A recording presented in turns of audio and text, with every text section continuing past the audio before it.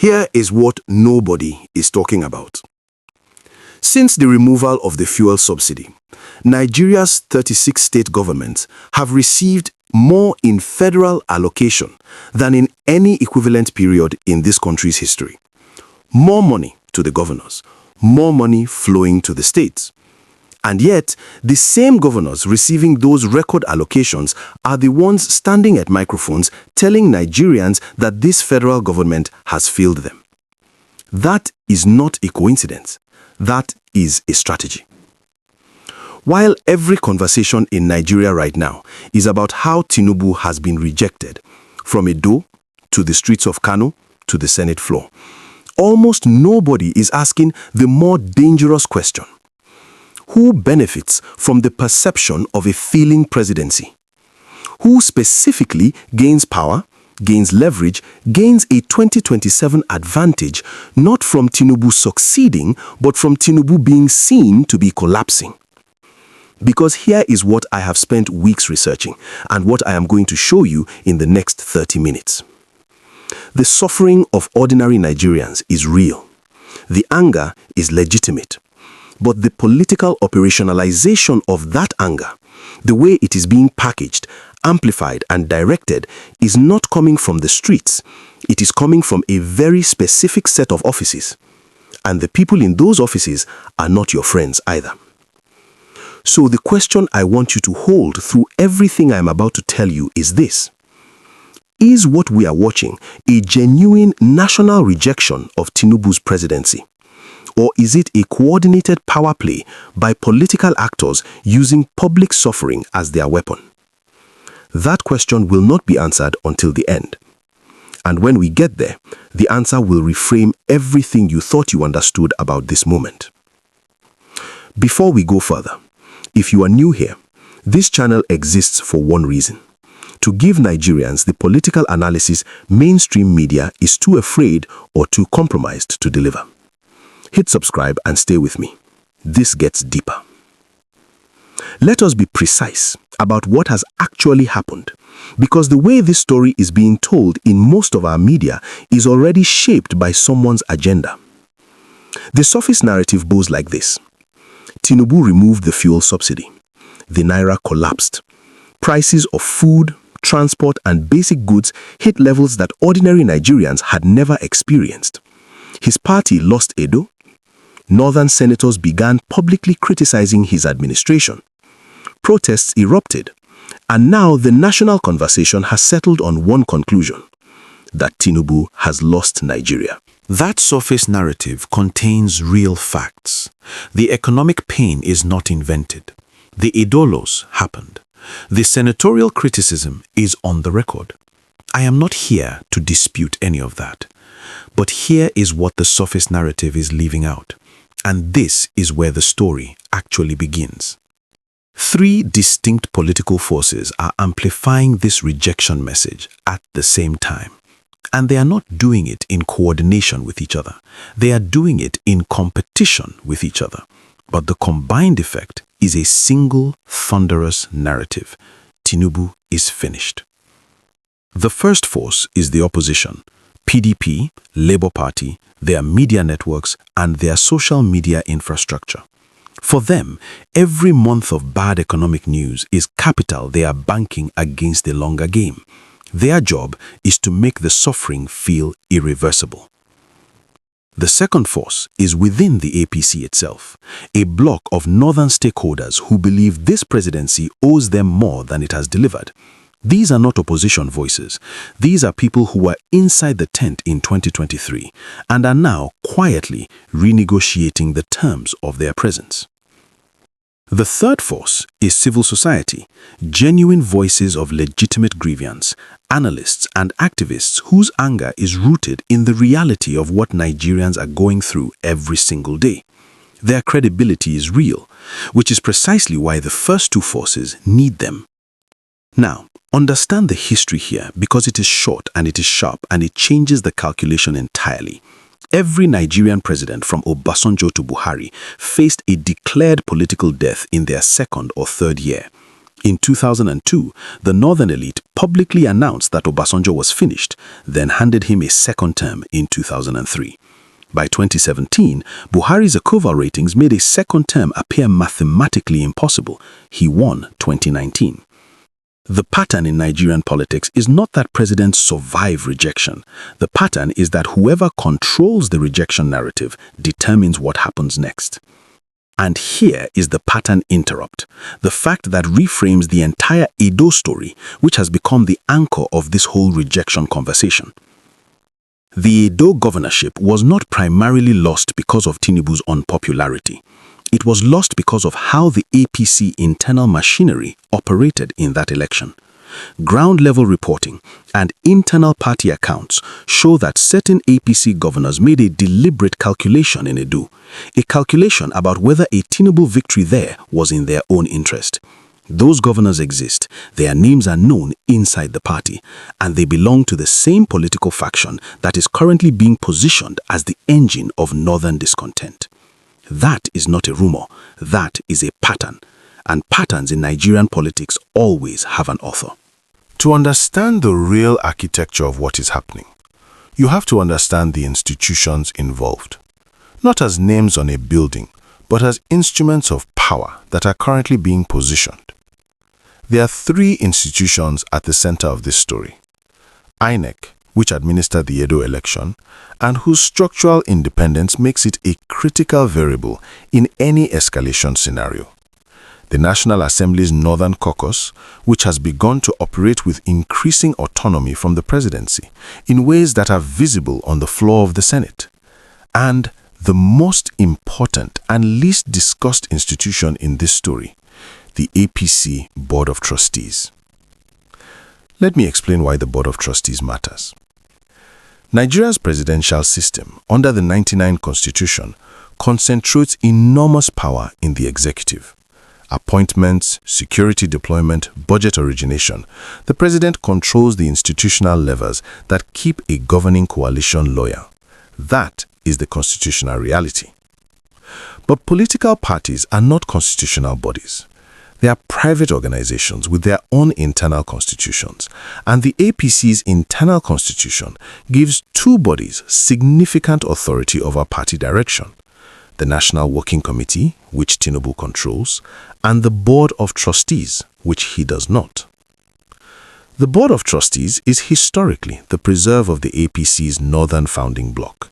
These are the political figures who brought the party into existence before 2015, the Buhari network, the ACN-ANPP merger, the old northern consensus machine. Tinubu was a co-architect of the APC, but he was never the sole owner of it. The Board of Trustees represent the other co-owners. Now, the APC's internal constitution creates a genuine ambiguity about what happens when the NWC and the BOT are in open conflict over party direction. That ambiguity has never been tested because the two bodies have never been in direct confrontation, while a sitting president was the subject of the dispute. We are now approaching that test for the first time. Has this instrument been used before? Yes, and the person who knows best how it works is Bola Ahmed Tinubu himself.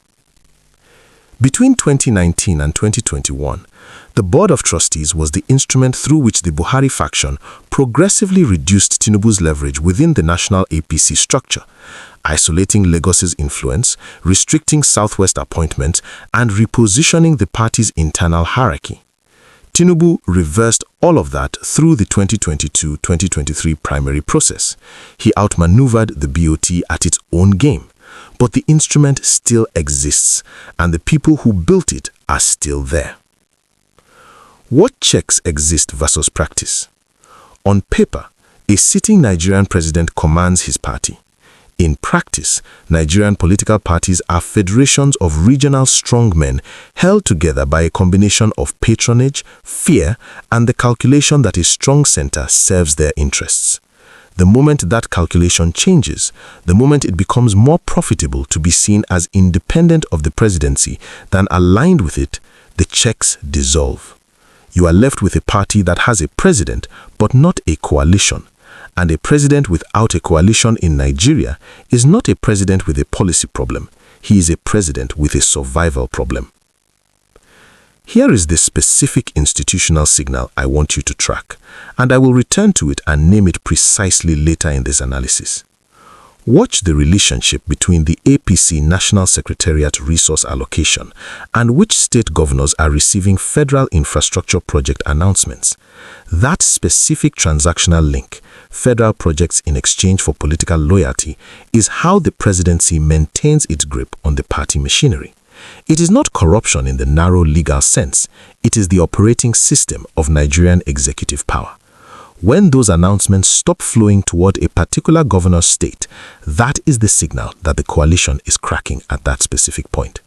The map of where federal projects are announced in the next 90 days will tell you more about APC's internal health than any press statement.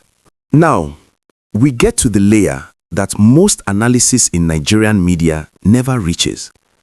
The question of who specifically benefits from this situation and how. Let us go through the stakeholders one by one, not by name-calling, by logic. The Labour Party and Peter Obi's network benefit from a weakened Tinubu in a very specific way. The entire legitimacy of their 2023 argument that the old parties had failed Nigeria and a new direction was needed is validated every single month that bad economic news dominates the headlines. They don't need to govern. They need the incumbent to look ungovernable. Every food price increase, every naira slide, every protest on a Nigerian street is political capital they are accumulating for a future election. Their incentive is not for things to improve. Their incentive is for things to remain exactly as painful as they are today. The northern APC governors, and I want to be precise here, not all of them, but specifically those with 2027 senatorial or governorship calculations, need a very particular political posture. They need to draw federal allocations while maintaining visible distance from federal policy. They need to be close enough to the center to access resources and far enough to avoid the political cost of association with an unpopular administration. That posture has a name. It is called political insurance, and the governors currently running it are some of the most sophisticated operators in the country. Atiku Abubakar and the PDP Old Guard never accepted 2023 as a settled outcome. They have maintained a quiet coalition infrastructure, legal challenges, media relations, financial networks that was never dismantled. For their re-entry into national relevance to be credible, they need the North to feel genuinely abandoned by Tinubu. Not just disappointed, abandoned. That's a higher threshold. And the way you reach that threshold is sustained, organized, emotionally resonant messaging over 18 to 24 months, which is exactly what you are now seeing. Now, who risks losing in this moment? Southwest APC governors are the most structurally exposed. Their political futures, their access to national appointments, their leverage in NNPCC revenue conversations, and their relevance in federal security deployment are tied directly to Tinubu's national standing. A weakened Tinubu weakens them. They know this, which is why their public defense of the administration, while sometimes muted in tone, has been consistent in fact. Their calculation is the inverse of the northern blocs. The cost of disassociation is higher than the cost of loyalty. Ministers and presidential advisors from the north who accepted positions based on a functional working relationship with the presidency face a different problem. Their influence in their home states is premised on their proximity to federal power.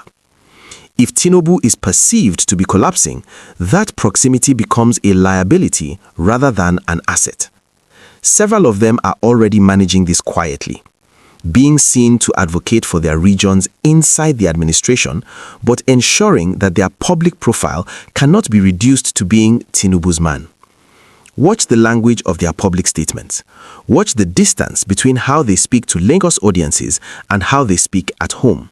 Now, the 2027 calculation, which is driving every single decision in this story. Every political actor I have just described is running a 2027 model. But here is what that model actually looks like, because it is more complicated than the media is presenting it. The critical variable for 2027 is not Tinubu's approval rating today.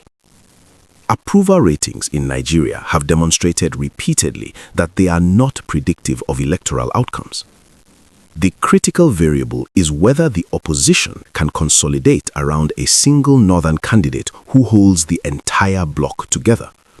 That consolidation has not happened. It is not close to happening. The North is not a monolith, and the competition for the position of consensus northern candidate is itself a source of deep internal conflict. Until that consolidation occurs, the rejection narrative is a weapon without a wielder, loud, damaging, and ultimately directionless.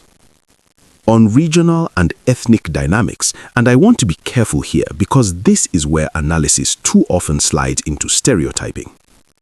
The Northwest and Northeast have genuine structural economic grievances. The removal of the fuel subsidy hit their transportation-dependent economies harder than almost any other region. Their anger is not manufactured, it is lived. But the political leadership of those zones is not unified behind a single alternative. What you have is a coalition of grievances, real suffering without a coherent political direction. That gap between mass pain and elite cohesion is where Nigerian political outcomes are actually decided. The Southeast's continued opposition to Tinubu is not a new development. It is a structural continuation of 2023. Their alignment with Labour Party is not about Tinubu specifically. It is about a political calculation that their interests are best served by disrupting the established duopoly rather than participating in it. The South-South is the most interesting calculation in the country right now.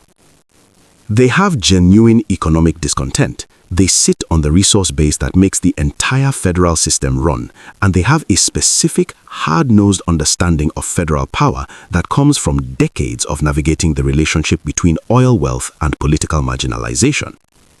Their calculation is not emotional, it is transactional. And the transaction they are currently running is, does a destabilized presidency serve our resource control interests better than a weak but functional one? That question does not yet have a settled answer in the South-South. Watch it carefully. Now, the silent stakeholders, the people who have not spoken, because in Nigerian politics, silence is often more informative than speech. Senate President Godswill Akpabio has said almost nothing substantive about the public pressure on the presidency. A man in his position with his political history, his South-South base, and his survival track record across multiple administrations, his silence is not passive, it is calculated. He did not navigate from EFC target to Senate President before the last possible moment. His silence tells you that he's running his own model, and his model has options that do not depend on Tinubu remaining strong. Several northern governors, Bago in Niger, Sule in Nasarawa, and Lawal in Zamfara, have been conspicuously moderate in their public defense of the administration. Not hostile, not supportive, moderate. Visible enough to maintain access, distant enough to maintain options. That posture does not happen by accident. It is managed, and it is managed collectively. But here is what almost nobody has connected yet, and it changes the entire picture. The same network that is currently amplifying the rejection narrative in northern media has a direct line to a specific set of business and political interests that stood to benefit from a different 2023 outcome. Those interests were not neutralized after the election. They were not bought off. They were not brought in. They were left outside. And people who are left outside the tent in Nigerian politics do not go home. They build a different tent. What you are watching being built right now, dressed in the language of mass rejection and national failure, is an alternative tent. And the question you need to carry into 2027 is not whether Tinubu survives it. It is who gets invited into that tent if he doesn't. Let us talk about what this moment means beyond the political chess match, because ordinary Nigerians are not pieces on that board, or at least they shouldn't be. On the federal balance, states versus the center, if the perception of presidential weakness consolidates, and I use the word perception deliberately because perception in Nigerian politics can become its own structural reality, expect state governors to increasingly bypass federal coordination on security, taxation, and investment decisions. Not because they have the constitutional authority to do so, they don't, but because political vacuum always gets filled by whoever is closest to it.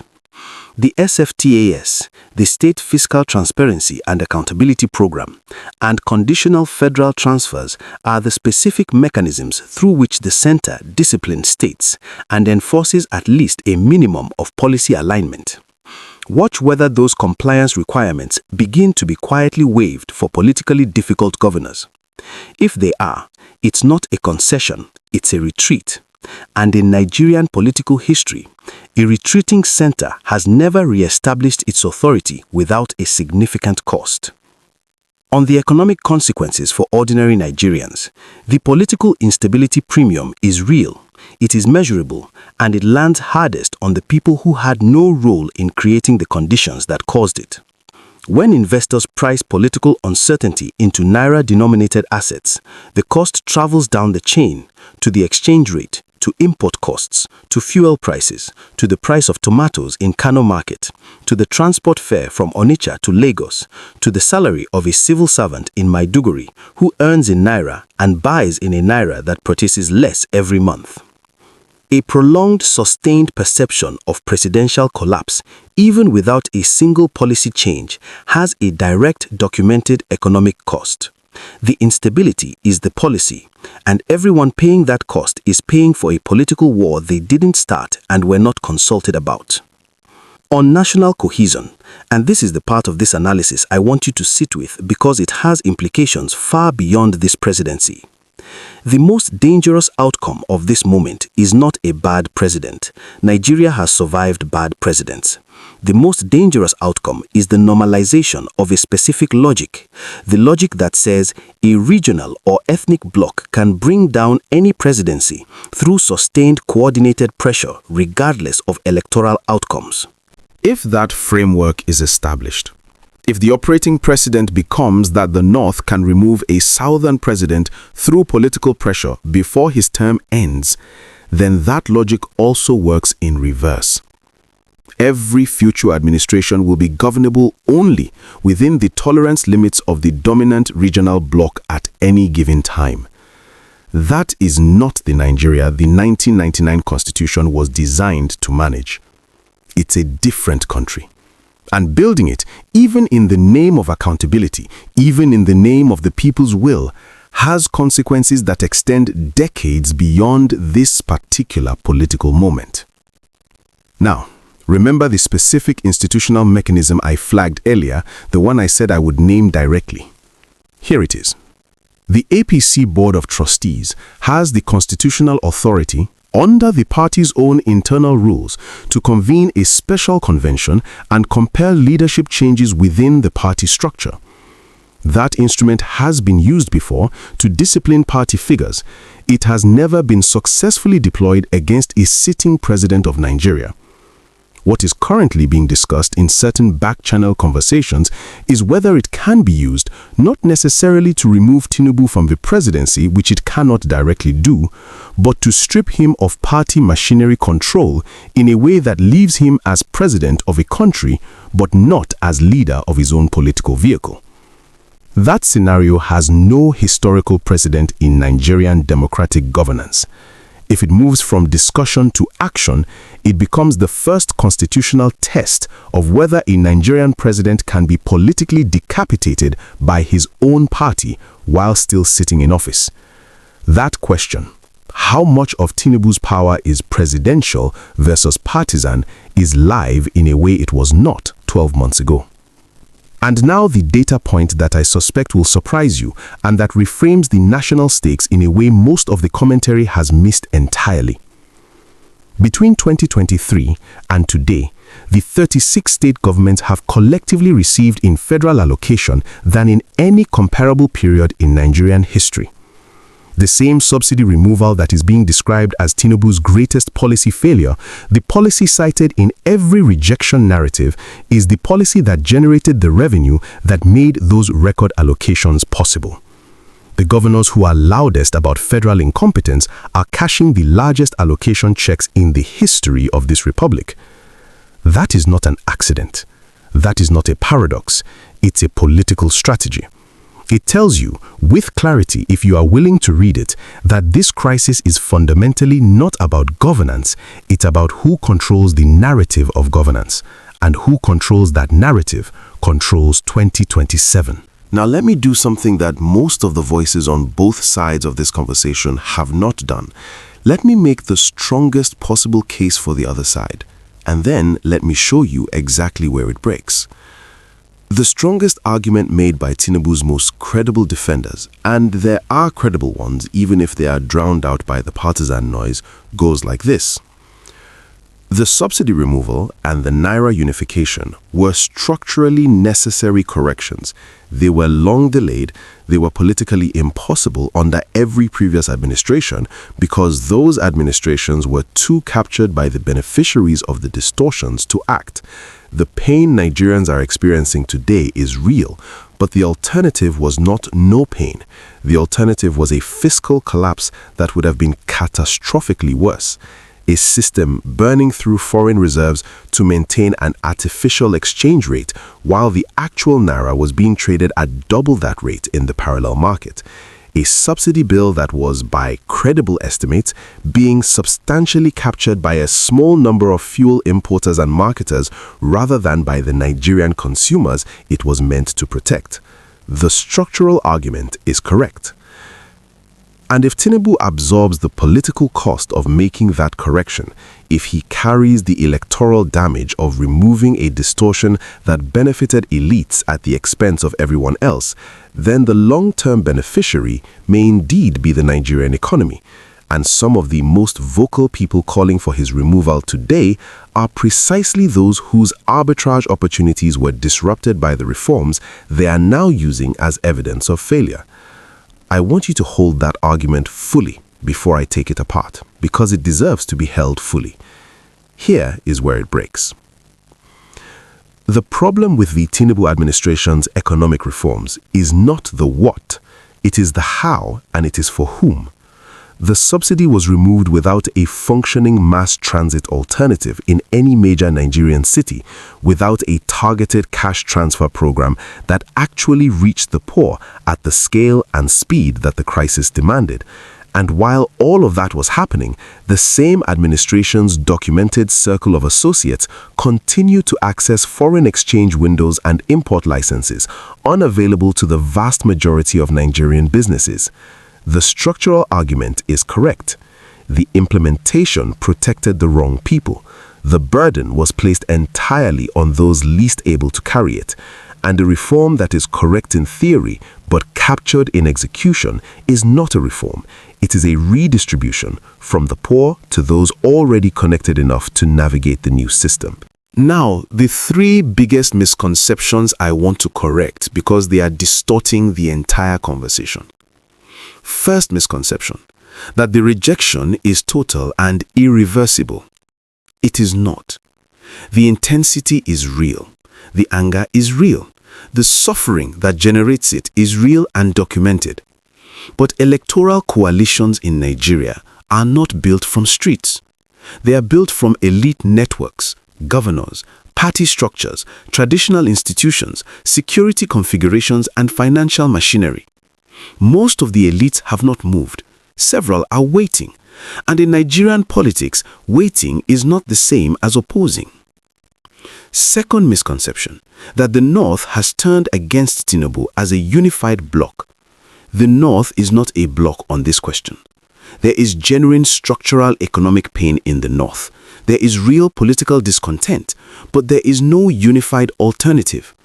There is no single figure commanding northern political consensus. What exists is a collection of regional grievances that different elite actors are trying separately and competitively to channel into a usable political force. That process is ongoing. It has not produced a coalition, and Nigerian history strongly suggests it will fracture before it coheres. Now, third misconception, that all of this means APC will lose 2027. It does not. The 2027 election is not a referendum on current economic pain. It is a function of at least 5 variables: opposition unity, candidate emergence, INEC conduct, security conditions in key swing states, and the performance of the economy in the 12 months before the vote. None of those variables is settled. None of them points in a single direction. Anyone telling you 2027 is determined today is either running a narrative or not reading history carefully enough. And here is the piece of evidence that both sides in this debate have completely missed. Labour Party, the party that has become the primary vehicle for anti-Tinubu sentiment, the party whose candidate won the legitimate moral argument in 2023, even if not the election, has not held a credible national congress since it became a major political force. Its internal leadership is contested in multiple courts simultaneously. It has not produced a governing economic program that has been subjected to serious public scrutiny. It is not clear from any publicly available evidence that it has the organizational infrastructure to run a national campaign in 36 states simultaneously. The party most positioned to convert mass rejection into power is, institutionally, the least prepared to hold it. That gap between public sentiment and organizational readiness is exactly where Nigerian political history has always produced its most consequential surprises. The party that carries the people's anger does not always benefit from it. Sometimes the anger gets there, the organization does not. Now, if what I just told you surprises you, drop a comment below. I want to know what you think before we get to the part that changes everything. Let me give you the 3 most likely next moves by the key players. Not predictions, read signals. The first move, Tinubu's inner circle doubles down on economic narrative management, and it does so through a specific mechanism. Expect a wave of federal project commissioning, road projects, health facilities, electricity infrastructure, concentrated in the swing northern states, timed to create a visible counter-narrative to the rejection story. This is not new. It is the Obasanjo playbook from 2003. It is the Yaradua playbook from 2009. It works in Nigeria's patronage architecture because it converts political distance, which is ideological and public, into transactional loyalty, which is private and bankable. The governors who are loudest in their criticism today may be the same governors commissioning those projects with the president beside them in 6 months. Do not be surprised by that. Be analytical about what it means. The second move, the Northern Elite Bloc tests the APC Board of Trustees mechanism, not necessarily as a genuine attempt to remove Tinubu, because that move is high risk and the outcome is uncertain, but as a leverage. The BOT mechanism is most valuable as a threat. Its use as a threat extracts real concessions, specific ministerial replacements in key portfolios, security appointments in specific states, and a formal party commitment on zoning for the 2027 ticket. Watch for those concessions. If they come, you will know the threat was made and heard. The public will probably never see the conversation, but you will see its results. The third move, opposition attempts public convergence but fractures on candidate. Labour Party, PDP and smaller parties will signal unity through joint press conferences, shared hashtags and coordinated parliamentary maneuvers, but in private they are competing for the same voter pool, and more specifically for the resources and support of the same set of northern and diaspora financiers who are willing to back an opposition presidential campaign. Watch whether Peter Obi and Atiku Abubakar can share a genuine working platform, not just a television screen. If they cannot, if the conversation about a merged candidacy breaks down, as it has broken down before, the opposition ceiling is structurally limited. A split anti-Tinubu vote in 2027 is not a crisis for the opposition, it is a crisis for Nigeria, because it guarantees another contested outcome without genuine mandate. Now, the specific signals you should be watching in the coming weeks and months. Watch movement in the National Security Council. Specifically, watch who gets appointed or replaced as service chiefs. In Nigerian political history, without a single exception, security appointments signal who the president trusts and who he is managing. Any change at that level in the next 90 days is not administrative housekeeping, it is a political communication. Watch whether the Senate's Northern Caucus passes or deliberately stalls the 2025 budget on schedule. A budget delay is not a fiscal event, it is a pressure signal, a demonstration that the National Assembly can impose costs on the executive through procedural inaction. If the budget moves smoothly, the relationship is being managed. If it stalls, the negotiation has broken down. Watch the silence of Tinubu's inner Lagos circle. These are the people who built the machine that got him to Asorok. When they go quiet, no interviews, no social media, no public events, it means a significant negotiation is in progress. When they get loud again, it means one of two things. The negotiation succeeded and they are celebrating, or it failed and they are drawing a line. The transition between those two states is where the real story will be. On escalation and de-escalation. Escalation looks like a public APC crisis, a formal dispute between the NWC and the BOT that goes to the courts or to the media. A floor revolt in the National Assembly on a major presidential bill, or a governor's forum's communique that explicitly distances the majority from federal policy direction. Any one of those events would shift this from a managed crisis to a structural break. De-escalation requires three things simultaneously. A cabinet reshuffle that visibly rewards northern stakeholders in ways that are readable at home, a social intervention program that changes the street-level economic conversation in enough states to break the narrative momentum, and a credible signal on 2027 zoning that removes the anxiety about whether the North will have the presidency after Tinubu. Without all three, de-escalation is temporary. The pressure returns.